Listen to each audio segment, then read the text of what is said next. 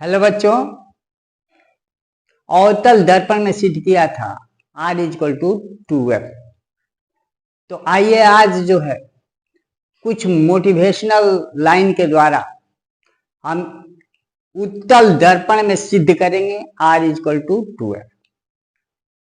तो बच्चों ये जान लीजिए कि शिक्षा वह शेरनी का दूध है, जो पीता है वह दहाड़ता है, रुकता नहीं है, दहाड़ते ही जाता है। तो आइए आज हम उत्तल दर्पण में सिद्ध करते हैं R इक्वल टू 2F। उत्तल दर्पण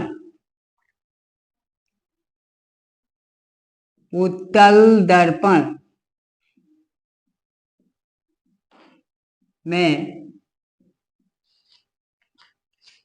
R इक्वल टू 2F। सबसे पहले एक उत्तल दर्पण बनाते हैं।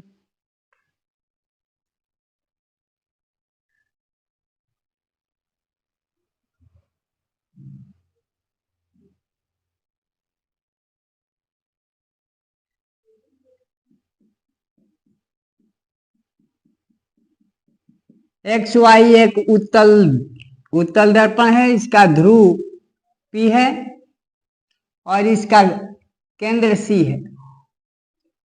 इसके प्रधान अक्ष के समानांतर ये फोकस F है। इसके प्रधान अक्ष के समानांतर एक LM किरण दर्पण पर आपतित होती और यह फोकस से गुजरती हुई महसूस होती है, मालूम पड़ती है। वास्तव में यह गुजरती नहीं है, मालूम पड़ती। अब इस केंद्र से इस आपतन बिंदु M पर हम एक लंब डालते हैं।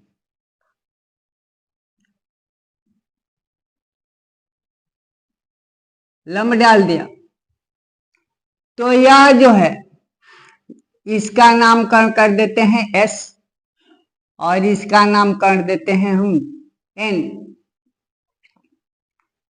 इस कोण का नाम हम 1 रखते हैं और इस कोण का नाम 2 रखते हैं और इस कोण का नाम हम 3 रखते हैं और इस कोण का नाम 4 रखते हैं।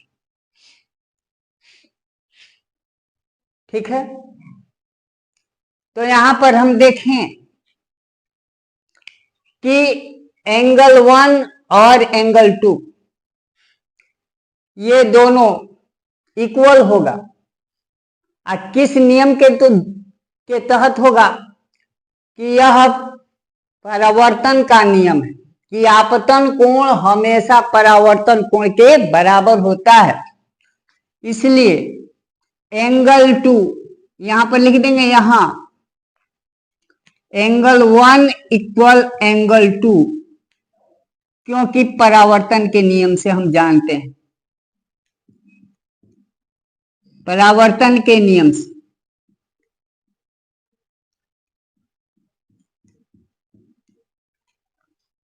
अब आते हैं, देखिए CP पैरेलल LM है। CP पैरेलल LM दो समानांतर रेखा को एक तिर्यक रेखा काटती है। तो संगत कोण बराबर होते हैं। कोण 1 का संगत कोण ये 3 है। कोण 1 बराबर कोण 3। कोण 1 बराबर कोण 3 होगा, ये संगत कोण है।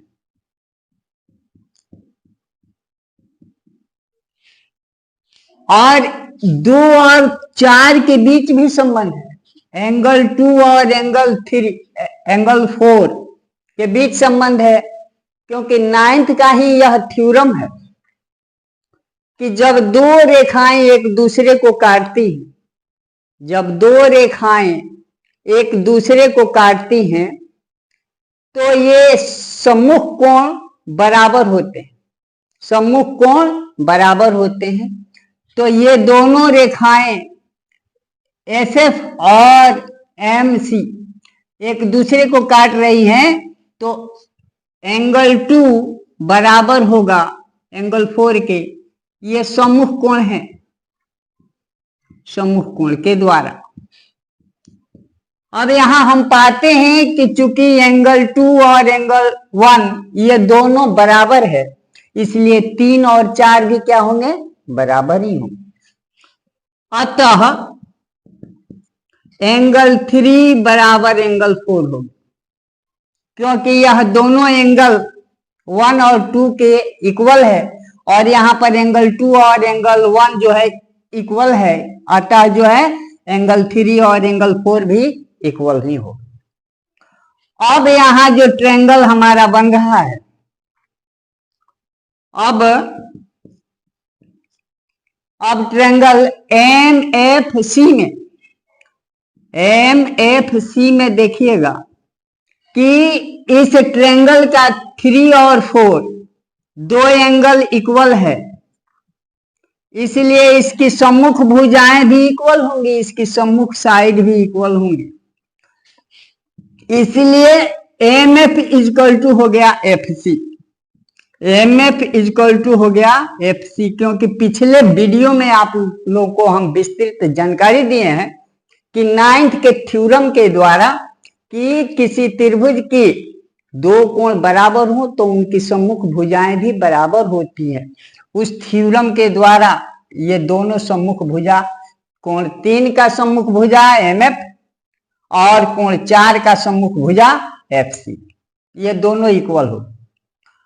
अब यदि दर्पण का द्वारा काफी छोटा हो, यदि दर्पण का द्वारक काफी छोटा हो, काफी छोटा हो, तो M बिंदु P के काफी निकट होगा, M बिंदु P के काफी निकट होगा, काफी निकट होगा। इस प्रकार MF में और PF में कोई फर्क नहीं रह जाएगा। अतः MF इक्वल हो जाएगा PF, MF इक्वल टू हो गया PF। इसको समीकरण 1 मान सकते हैं और इसको 2 मान सकते हैं। तो समीकरण 1 और 2 से, समीकरण 1 तथा 2 से हम पाते हैं कि PF इक्वल टू हो गया FC, PF equal to FC हो गया, क्योंकि दोनों जो है MF के इक्वल है। अब PC, यहां PC को हम दो खंडों के जोगफल के रूप में लिखते हैं, तो PF प्लस FC। तो चिन्ह परिपाटी हमारा कहता है, चिन्ह परिपाटी, इसके पिछले वाले वीडियो में भी हमने चिन्ह परिपाटी के बारे में बताया था कि आपतित किरण की दिशा में सभी दूरियां ऋणात्मक होती है।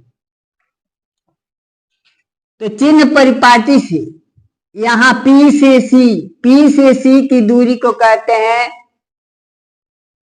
वक्रता त्रिज्या, इसको R से सूचित किया जाता है।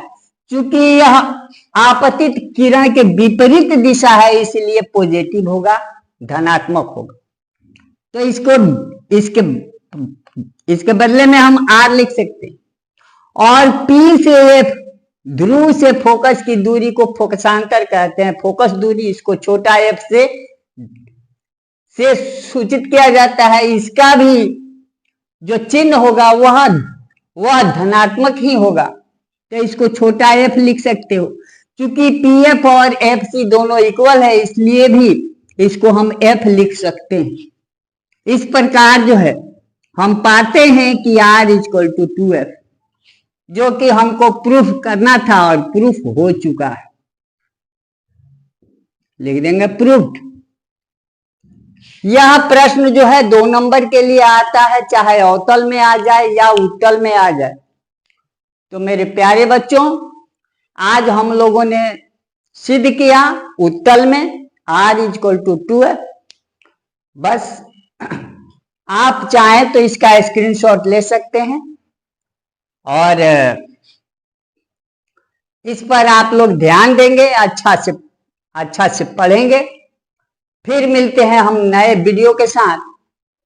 इस हमारे चैनल को आप लोग लाइक और सब्सक्राइब जरूर कीजिएगा, ताकि मैं अधिक से अधिक और अच्छा ढंग से नए नए वीडियो के साथ मिलता रहूंगा।